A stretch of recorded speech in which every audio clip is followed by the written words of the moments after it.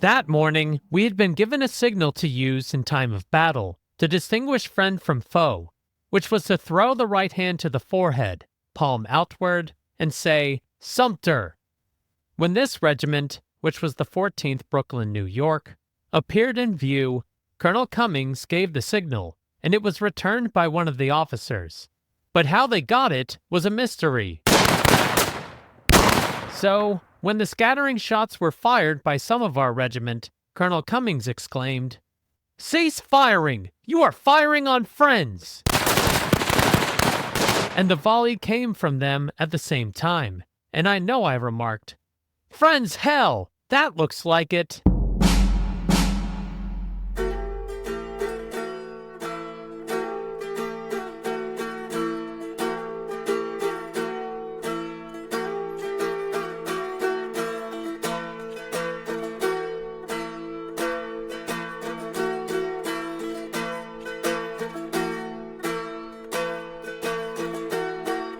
Hi, my name is Bill Coughlin, and host of First Person Civil War podcast. While the generals of both sides get most of the recognition, the Civil War was fought by the men in the ranks, and they told their stories during and after the war. Follow me as I reveal what these men witnessed in the battles of the Civil War. Episode 47 is entitled Private John Overton Casler in the 33rd Virginia at the First Battle of Bull Run, and relies on his book, 4 Years in the Stonewall Brigade, 2nd edition, which he published in 1906. As the Civil War progressed, some regiments and brigades of both the Union and Confederate armies became famous for their deeds upon the battlefield. I intend to bring you the story of how an all-Virginia brigade, under the command of Brigadier General Thomas J. Jackson, earned its famous moniker as the Stonewall Brigade through the lens of Private Casler of Company A, 33rd Virginia. John Overton Casler was born in Gainsboro, in Frederick County, Virginia, on 1 December 1838, and according to census records, his family moved to neighboring Hampshire County by 1850. In 1859, John Casler moved out to Missouri to make a living on his own, but his plans were cut short as Southern states began to secede from the Union. On 8 April 1861, John Casler boarded a steamboat at St. Louis, headed to Pittsburgh, Pennsylvania, to eventually return to Virginia, which at that time had not yet seceded. The prevailing topic while on the journey was the impending war and Lincoln's call for 75,000 troops. Various opinions were indulged in by the passengers, some saying that the North did not need that many troops, and that it would all be settled in less than 90 days. But alas, vain hope! How little we knew of the struggle that was before us. I parted with my fellow passengers at Parkersburg, West Virginia. Some were going into the Union Army, and some of us into the Southern Army. After arriving home, John Casler learned that the town of Springfield was forming a company of infantry in answer to the governor of Virginia's call for troops, and he decided to enlist there. Though a part of Virginia at the time, Springfield and all of Hampshire County would by 1863 be incorporated into the new state of West Virginia. For the time being, however, the county provided men to form 2 infantry companies to fight for the South. John Casler joined many of his old schoolmates in the Potomac Guards, and on 19 June 1861, he mustered into service for 1 year as a private. For the remainder of June, the Potomac Guards, alongside 2 other infantry companies, served in Lee's battalion, where it skirmished and marched in opposition to Union forces in the vicinity of Winchester. In early July, Private Casler and the Potomac Guards were assigned to the regiment forming under the command of Colonel Arthur Cummings, which only had 8 companies.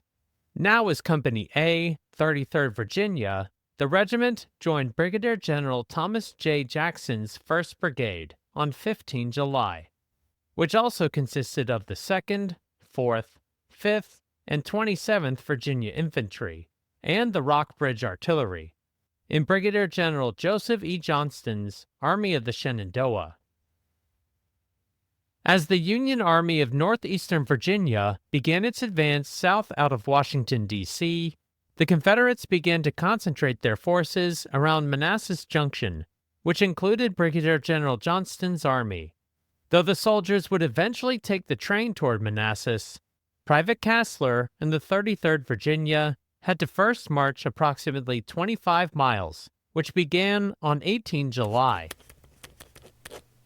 It was General Johnston's wish that all the men would keep in ranks and not straggle if possible.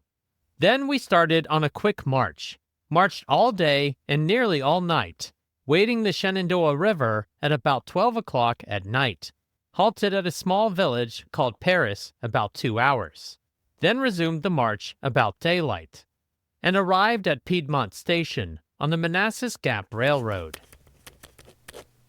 By 20 July, Brigadier General Jackson's brigade had arrived at Manassas Junction and marched north to reinforce Brigadier General P.G.T. Beauregard's Army of the Potomac, which had already skirmished with Union forces along a stream called Bull Run.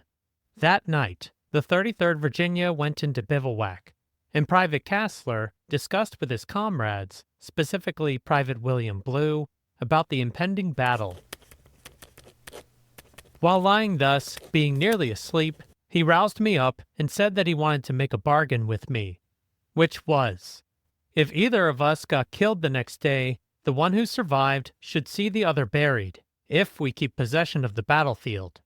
I told him that I would certainly do that, and we pledged ourselves accordingly. I then remarked that perhaps we would escape unhurt or wounded. He said, "No, I don't want to be wounded. If I am shot at all, I want to be shot right through the heart." On the morning of 21 July, 1861, the Confederate Army had arrayed itself along the southern bank of Bull Run, specifically along the various fords that could provide the advancing Union Army from Centerville a means to cross and continue their advance toward Richmond. After probing the Confederates the day before, Brigadier General Irvin McDowell, the Union Army commander, decided to send his army north to Sudley Ford, which was unguarded, where his troops successfully crossed and engaged with the Confederate right flank on Matthews Hill, which consisted of the brigades of Colonel Nathan G. Evans, Brigadier General Bernard Elliott B., and Colonel Francis C. Bartow. The weight of the Union numbers began to tell, and all three Confederate brigades retreated south toward Henry Hill. Marching north toward Henry Hill to form the next Confederate line of battle was Private Casler and the 33rd Virginia, alongside the rest of Brigadier General Jackson's brigade. Our regiment marched up the hill and formed left in front, on the left of the brigade, and on the entire left of our army. As we passed the other regiments, meaning the retreating Confederate regiments, the shells were bursting and cutting down the pines all around us, and we were shaking hands and bidding farewell to those we were acquainted with, knowing that in a few moments, many of us would be stretched lifeless on the field. The Virginians of Brigadier General Jackson's brigade became the anchor of the Confederate line on Henry Hill. Brigadier General B., retreating with his men, noticed Jackson's brigade forming in line. The following famous quote has several variations depending on the source, but according to Private Casler, Brigadier General B. turned to his men to rally them and shouted, "Look yonder! There is Jackson and his brigade, standing like a stone wall. Let us determine to die here, and we will conquer. Rally behind them." Brigadier General Jackson, Private Casler, and the 33rd, 2nd, 4th, 5th, and 27th Virginia Regiments, as well as 13 pieces of artillery, which included the Rockbridge Artillery, were about to enter into American military history. Formed on the reverse slope of the hill, Private Casler could not see the advancing Union troops, and eventually one of his comrades got curious about what was in front of them. There seemed to be a lull in the firing just at this time, and Sergeant James P. Daly, of my company, walked up to the brow of the hill, but soon returned with the exclamation, "Boys, there's the prettiest sight from the top of the hill you ever saw.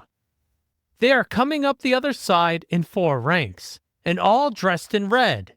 When we heard that, I saw several others jump up and start to see, but Colonel Cummings ordered us to stay in ranks, and Daly remarked, "We will see them soon enough." The regiment dressed in red and advancing upon the 33rd Virginia was the 14th Brooklyn, alongside several regiments from different brigades, ordered to support Union batteries unlimbering against the Confederate line. As the 14th Brooklyn advanced, they noticed the 33rd Virginia lying on the ground, and an officer asked what regiment they were, and was met with several shots from the Virginians. What happened next was unexpected by Private Casler and the 33rd Virginia. That morning, we had been given a signal to use in time of battle to distinguish friend from foe, which was to throw the right hand to the forehead, palm outward, and say, "Sumter." When this regiment, which was the 14th Brooklyn, New York, appeared in view, Colonel Cummings gave the signal, and it was returned by one of the officers. But how they got it was a mystery. So, when the scattering shots were fired by some of our regiment, Colonel Cummings exclaimed, "Cease firing! You are firing on friends!" And the volley came from them at the same time, and I know I remarked, "Friends, hell! That looks like it!" The Union Army by this time was not only sending infantry toward Henry Hill, but also bringing artillery into position, and Colonel Cummings took the initiative on the battlefield. As the New Yorkers continued their steady advance, Private Casler and the 33rd Virginia prepared for a charge.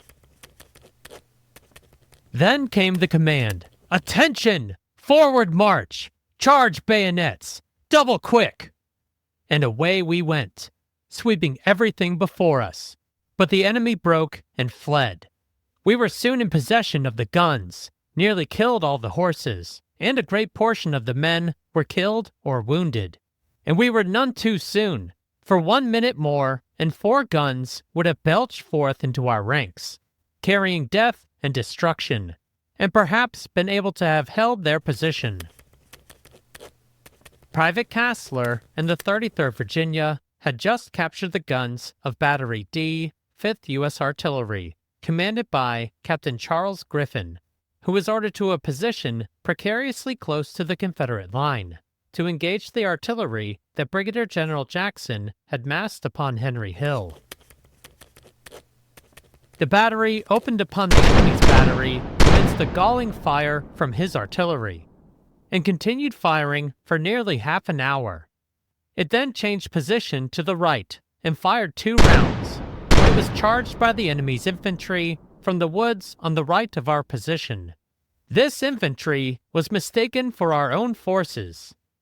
This was the second time that the 33rd Virginia was mistaken, as they were wearing blue uniforms. In this charge of the enemy, every cannoneer was cut down, and a large number of horses killed, leaving the battery perfectly helpless. Colonel Andrew Porter, commander of the 1st Brigade, 2nd Division, and the brigade commander of the 14th Brooklyn, obliquely summarized the charge of the 33rd Virginia upon his infantry. The 14th, though it had broken, was soon rallied in rear of Griffin's battery. By this time, elements of the 1st Brigade, 3rd Division, arrived to reinforce Colonel Porter, and forced Private Casler and the 33rd Virginia to return to their original position under heavy fire, while the abandoned artillery remained between the lines of battle. In this action, our regiment, being on the extreme left, was alone, the balance of the brigade not charging until later, and we were terribly cut up, and had to fall back. General Jackson said he could afford to sacrifice one regiment to save the day, and it was the first check and repulse the enemy had received. And during the remainder of the day, the battle turned in the favor of the Confederates. Brigadier General Jackson and his brigade stood on Henry Hill like a stone wall through repeated Union assaults, and the Confederate Army rushed regiments and brigades there to extend their line. Brigadier General Jackson, sensing an opportunity, ordered his brigade to charge. At 3:30 p.m., the advance of the enemy having reached a position which called for the use of the bayonet, I gave the command for the charge of the more than brave 4th and 27th.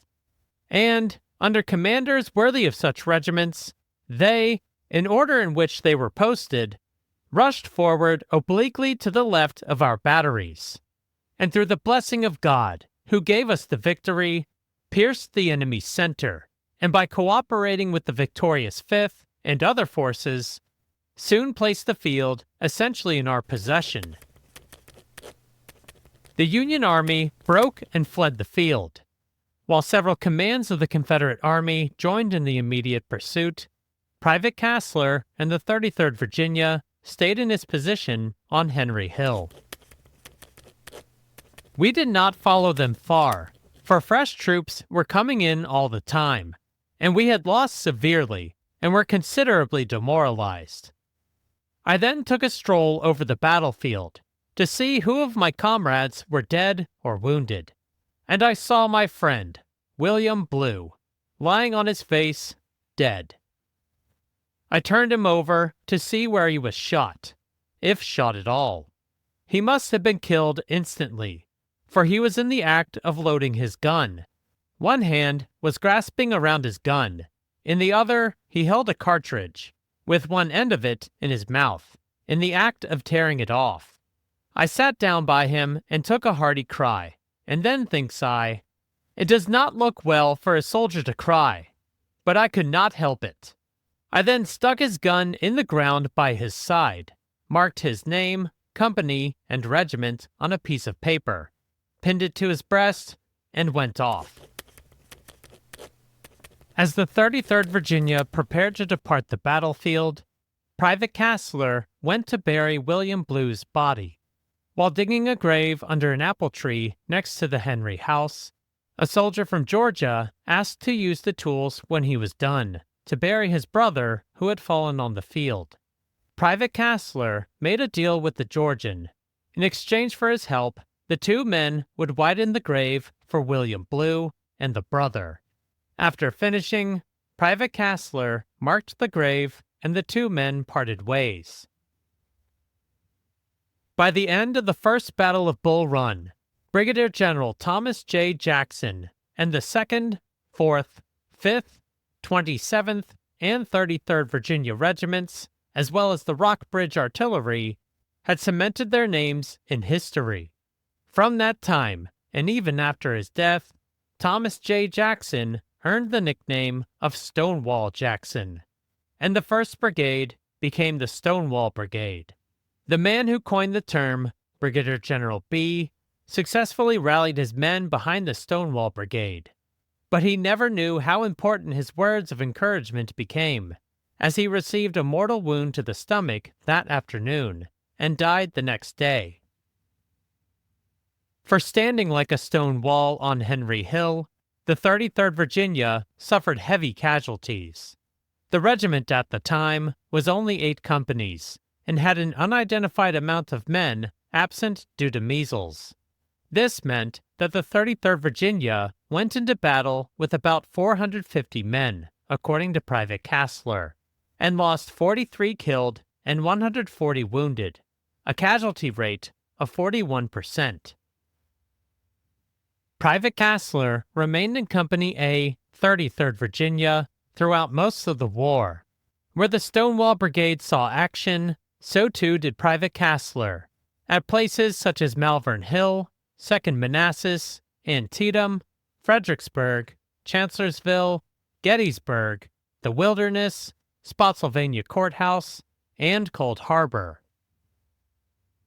The Stonewall Brigade then consolidated with 2 other brigades and saw further service during the Valley Campaign of 1864.